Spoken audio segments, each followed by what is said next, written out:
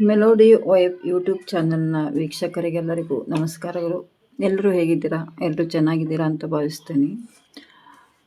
Friends, ಇವತ್ತು ನಾನು ಸ್ವಸಹಾಯ ಸಂಘಗಳ ಬಗ್ಗೆ ಕೆಲವೊಂದು ಮಾಹಿತಿಯನ್ನು ನಿಮಗೆ ನೀಡೋಣ ಅಂದ್ಕೊಂಡು ಇದ್ದೇನೆ. ಮಾಹಿತಿ ಅಂದರೆ ನನಗೆ ತಿಳಿದಂಥ ಕೆಲವೊಂದು ವಿಷಯವನ್ನು ನಿಮ್ಮ ಜೊತೆ ಹಂಚಿಕೊಳ್ತಾ ಇದ್ದೇನೆ.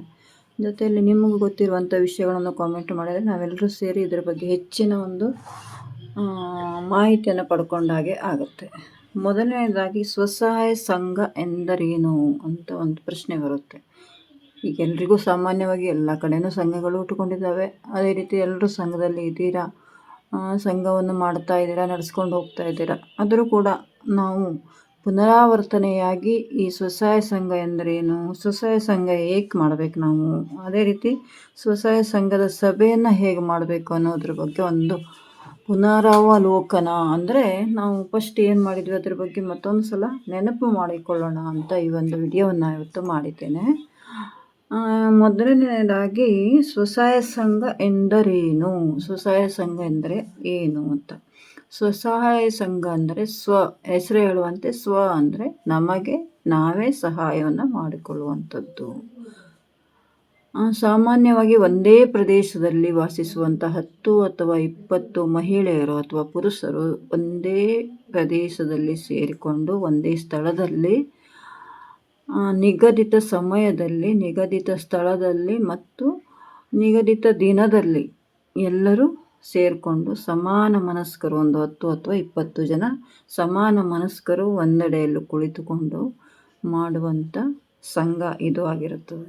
ಸಂಘ ಅಂದರೆ ಒಂದು ಸಂಘಟನೆ ಅಥವಾ ಸಂಘ ಏನೇ ಇದ್ದರೂ ಅಲ್ಲಿ ಒಬ್ಬರು ಇಬ್ಬರು ಇದ್ದರೆ ಸಂಘ ಅಥವಾ ಸಂಘಟನೆ ಆಗೋದಿಲ್ಲ. 10 ಅಥವಾ 20, 10ಕ್ಕೂ ಹೆಚ್ಚು ಜನ ಇದ್ದರೆ ಅದು ಸಂಘ ಅನಿಸಿಕೊಳ್ಳುತ್ತೆ.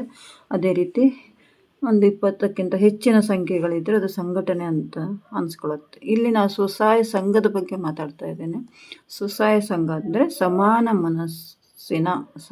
ಮನಸ್ಕರಾದ ಮತ್ತು ಸಮಾನ ಒಂದು ಆರ್ಥಿಕ ಹಿನ್ನೆಲೆಯನ್ನು ಹೊಂದಿರುವಂತಹ 10ರಿಂದ 20 ಸದಸ್ಯರು ಸೇರಿ ಒಂದೆಡೆ ಕುಳಿತು ಒಂದು ಉಳಿತಾಯ ಮಾಡುವಂಥದ್ದು ಅಥವಾ ಅವರ ಮುಂದಿನ ಒಂದು ಆರ್ಥಿಕ ಅಭಿವೃದ್ಧಿಗಾಗಿ, ಸಾಮಾಜಿಕ ಅಭಿವೃದ್ಧಿಗಾಗಿ ಪರಸ್ಪರ ಸಹಕಾರವನ್ನು ನೀಡಿಕೊಳ್ತಾ ಒಟ್ಟಾಗಿ ಕೆಲಸ ಮಾಡುವ ಒಂದು ಗುಂಪನ್ನು ನಾವು ಸ್ವಸಹಾಯ ಸಂಘದ ಗುಂಪು ಅಂತ ಕರೀಬೋದು.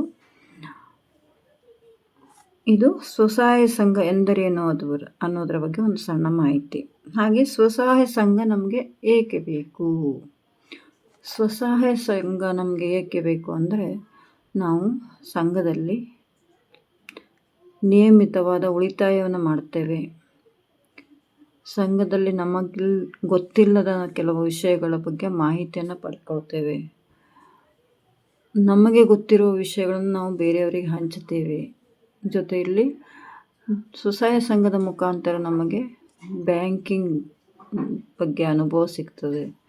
ನಮ್ಮಲ್ಲಿ ಎಷ್ಟೋ ಮಹಿಳೆಯರು ಇನ್ನೂ ಕೂಡ ಬ್ಯಾಂಕಿಗೆ ಹೋಗಿರೋದಿಲ್ಲ.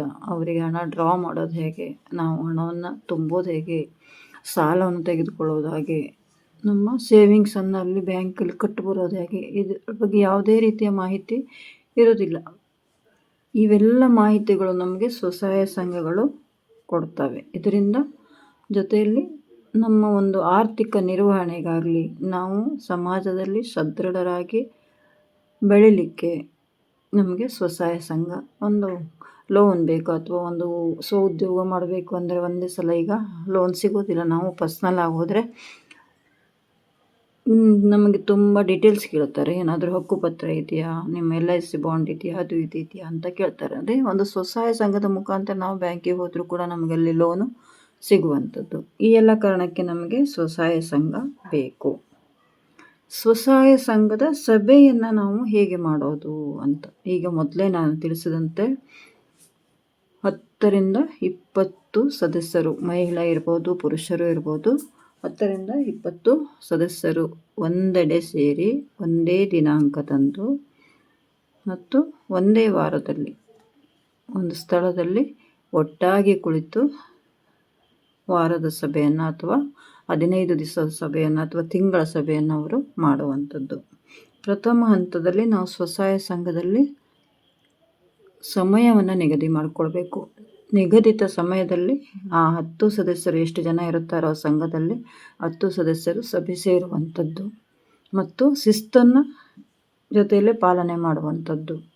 ಸ್ಟಾರ್ಟಿಂಗಿಂದಲೇ ಅವರು ನೀಟಾಗಿ ಅವರ ಚಪ್ಪಲಿಯನ್ನು ಹೊರಗಡೆ ಜೋಡಿಸಿಟ್ಕೊಂಡು ಬಂದು ರೌಂಡ್ ಶೇಪಲ್ಲಿ ಕೂತ್ಕೊಂಡು ಬರೆಯುವರು ಕೂಡ ಎಲ್ಲರಿಗೂ ಕಾಣಿಸುವ ರೀತಿಯಲ್ಲಿ ಆ ಸಂಘದ ಪಠ್ಯವನ್ನು ಬರೆಯುವಂಥವರು ಎಲ್ಲರಿಗೂ ಕಾಣಿಸುವ ರೀತಿಯಲ್ಲಿ ರೌಂಡ್ ಅಪ್ನಲ್ಲಿ ಎಲ್ಲರೂ ಸೇರಿ ಕೂತ್ಕೊಳ್ಬೇಕಾಗ್ತದೆ.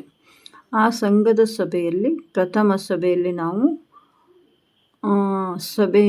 ಸಂಘಕ್ಕೆ ಏನು ಹೆಸರಿಡಬೇಕಪ್ಪ, ನಮ್ಮ ಸಂಘಕ್ಕೆ ಅಥವಾ ನಾವು ಯಾರ ಮುಖಾಂತರ ಸಂಘ ಮಾಡ್ತಾ ಇದ್ದೇವೆ, ಯಾವ ಒಂದು NGOಗಳ ಅಡಿಯಲ್ಲಿ ಸಂಘ ಮಾಡ್ತಾ ಇದ್ದವೋ ಅಥವಾ ನಾವು ಬ್ಯಾಂಕಿಂದ ಸಂಘವನ್ನು ಮಾಡ್ತಾ ಇದ್ದವೋ ಆ ಸಂಘದ ಮೇಲ್ವಿಚಾರಕರು ಅಥವಾ ಅದರ ಬಗ್ಗೆ ನಮಗೆ ಮಾಹಿತಿ ಕೊಡುವವರು ಯಾರು ಅಂತ ಬರಬೇಕಾಗ್ತದೆ. ಬೇಡ ನಾವು ಬ್ಯಾಂಕಿಂದ ಸಂಘ ಮಾಡ್ತಾ ಇದ್ದೇವೆ ಅಂದರೆ ಬ್ಯಾಂಕಿಗೆ ನಾವು ವಿಷಯವನ್ನು ತಿಳಿಸ್ಕೊಂಡು ಸಂಘವನ್ನು ಮಾಡುವಂಥದ್ದು. ಪ್ರಥಮ ಬಾರಿಗೆ ಸಂಘ ಮಾಡುವಾಗ 10 ಜನಗಳು ಅಥವಾ 20 ಸದಸ್ಯರು ಸೇರಿ ಒಟ್ಟಾಗಿ ಸೇರಿ ರೌಂಡ್ ಅಪ್ನಲ್ಲಿ ಅಂದರೆ ವೃತ್ತಾಕಾರದಲ್ಲಿ ನಾವು ಕುಳಿತುಕೊಂಡು ಸಂಘವನ್ನು ಮಾಡುವಂಥದ್ದು. ಪ್ರಥಮದಲ್ಲಿ ನಾವು ಸಂಘಕ್ಕೆ ಒಂದು ಹೆಸರನ್ನು ಇಡಬೇಕಾಗ್ತದೆ. ನಮ್ಮ ಸಂಘಕ್ಕೆ ಯಾವ ಹೆಸರಿಡಬೇಕು ಅನ್ನುವಂಥದ್ದನ್ನು ನಾವು ಪ್ರಥಮ ಸಭೆಯಲ್ಲಿ ಮಾಡ್ತೇವೆ. ಅದರ ನಂತರದಲ್ಲಿ ನಮ್ಮ ಸಂಘದಲ್ಲಿ ಅಧ್ಯಕ್ಷರು ಮತ್ತು ಕಾರ್ಯದರ್ಶಿ ಯಾರು ಅಂತ ಇದ್ರ ಬಗ್ಗೆ ನಾವು ಚರ್ಚೆ ಮಾಡಿ, ಮತ್ತೊಂದು ಏನಂದರೆ ಸಂಘದಲ್ಲಿ ಯಾವುದೇ ವಿಷಯವನ್ನು ನೀವು ಒಂದು ಮಾಡಬೇಕಾದ್ರೆ ಚರ್ಚೆ ಮಾಡಬೇಕಾಗ್ತದೆ. ಅಷ್ಟು ಸದಸ್ಯರು ಅದಕ್ಕೆ ಒಪ್ಕೊಳ್ಬೇಕಾಗ್ತದೆ. ಒಟ್ಟು ಸದಸ್ಯರು ಒಪ್ಪಿದ್ರು ಬಹುಮತದ ಆಯ್ಕೆ ಆಗ್ತದೆ. ಯಾವ ರೀತಿ ಒಂದು ಸಂಘದಲ್ಲಿ 10 ಜನ ಅಥವಾ 20 ಜನ ಇದ್ದಾರೆ ಅಂದರೆ 10-18 ಜನ ಆದರೂ ಒಂದು ಅಭಿಪ್ರಾಯಕ್ಕೆ ಎಲ್ಲರೂ ಒಪ್ಪಬೇಕಾಗ್ತದೆ. ಈ ರೀತಿಯಲ್ಲಿ ನೀವು ಸಂಘವನ್ನು ಮಾಡುವಂಥದ್ದು.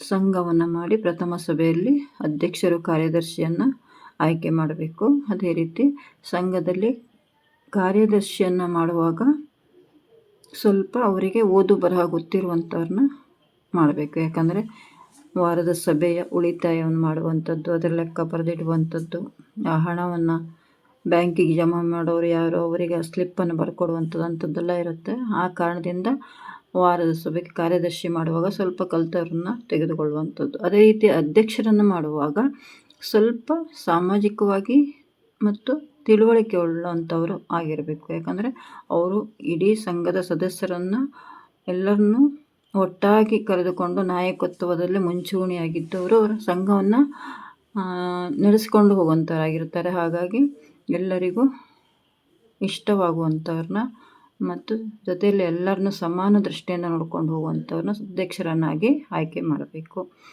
ಹಾಗೆ ಮುಂದಿನ ಸಭೆ ದಿನಾಂಕವನ್ನು ನಾವು ಆ ವಾರದ ಪ್ರಥಮ ಸಭೆಯಲ್ಲಿ ನಿಗದಿ ಮಾಡಬೇಕು ಮತ್ತು ಎಲ್ಲಿ ಮಾಡ್ತೇವೆ ಮುಂದಿನ ಸಭೆಯನ್ನು.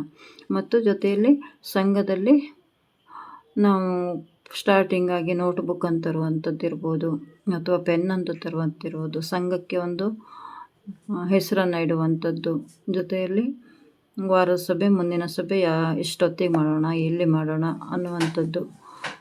ಹಾಗೆ ಉಳಿತಾಯವನ್ನು ನಾವು ಎಷ್ಟು ಮಾಡಬೇಕು ಸಂಘದಲ್ಲಿ, ಇವೆಲ್ಲವನ್ನು ನಾವು ಪ್ರಥಮ ಸಭೆಯಲ್ಲಿ ಚರ್ಚೆ ಮಾಡಬೇಕಾಗ್ತದೆ. ಹಾಗೆ ನಾವು ಪ್ರಥಮ ಸಭೆಯಲ್ಲಿ ಯಾವ ಬ್ಯಾಂಕಿನಲ್ಲಿ ನಾವು ಸಂಘದ ಖಾತೆಯನ್ನು ತೆರೆಯಬೇಕು ಮತ್ತು ಯಾರ್ಯಾರ ಹೆಸರಲ್ಲಿ ಸಂಘದ ಖಾತೆಯನ್ನು ತೆರೆಯಬೇಕು ಅನ್ನೋದ್ರ ಬಗ್ಗೆ ಚರ್ಚೆ ಮಾಡಬೇಕಾಗ್ತದೆ. ಇವತ್ತು ನಾವು ನಮ್ಮ ಸ್ವಸಹಾಯ ಸಂಘದ ಬಗ್ಗೆ ಕಿರು ಮಾಹಿತಿಯನ್ನು, ನನಗೆ ತಿಳಿದಂಥ ಕೆಲವೊಂದು ಮಾಹಿತಿಯನ್ನು ನಿಮಗೆ ನೀಡಿದ್ದೇನೆ.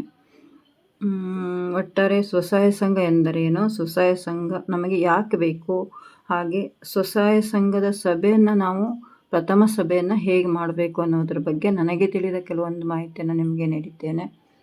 ಇನ್ನೂ ಹೆಚ್ಚಿನ ಮಾಹಿತಿಯನ್ನು ಮುಂದಿನ ಭಾಗದಲ್ಲಿ ನಿಮಗೆ ನೀಡ್ತಾ ಇದ್ದೇನೆ. ನಿಮಗೆ ಇದರಿಂದ ಏನಾದರೂ ಪ್ರಯೋಜನವಾಗಿದ್ದರೆ ದಯವಿಟ್ಟು ಕಾಮೆಂಟ್ ಮಾಡಿ. ಜೊತೆಯಲ್ಲಿ ನಿಮಗೆ ಗೊತ್ತಿರುವಂಥ ಮಾಹಿತಿಯನ್ನು ತಿಳಿಸಿ, ಕಾಮೆಂಟ್ ಮಾಡಿ. ಎಲ್ಲರೂ ಒಟ್ಟಾಗಿ ಇದರ ಬಗ್ಗೆ ಹೆಚ್ಚಿನ ಅಭಿಪ್ರಾಯವನ್ನು ತಿಳ್ಕೊಂಡು ಮತ್ತು ಕೆಲವೊಂದು ಜನರಿಗೆ ಮಾಹಿತಿಯನ್ನು ನೀಡಲಿಕ್ಕೆ ಅನುವಾಗ್ತದೆ ಅಂತ ಹೇಳ್ತಾ ನನ್ನ ಒಂದು ಚಿಕ್ಕ ವಿಡಿಯೋವನ್ನು ಮುಗಿಸ್ತಾ ಇದ್ದೇನೆ.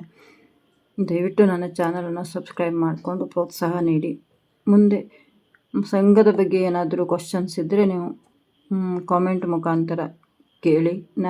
ನನಗೆ ತಿಳುವಳಿಕೆ ಇದ್ದಷ್ಟು ಮಟ್ಟಿಗೆ ನಿಮಗೆ ಅದಕ್ಕೆ ಉತ್ತರವನ್ನು ಹೇಳಲಿಕ್ಕೆ ಪ್ರಯತ್ನ ಪಡ್ತೇನೆ ಅಂತ ಹೇಳ್ತಾ ಮತ್ತೊಮ್ಮೆ ನಿಮಗೆಲ್ಲರಿಗೂ ಧನ್ಯವಾದಗಳನ್ನು ಅರ್ಪಿಸ್ತೇನೆ. Thank you. ಮುಂದಿನ ವಿಡಿಯೋದಲ್ಲಿ ಮತ್ತೆ ಸಿಗೋಣ.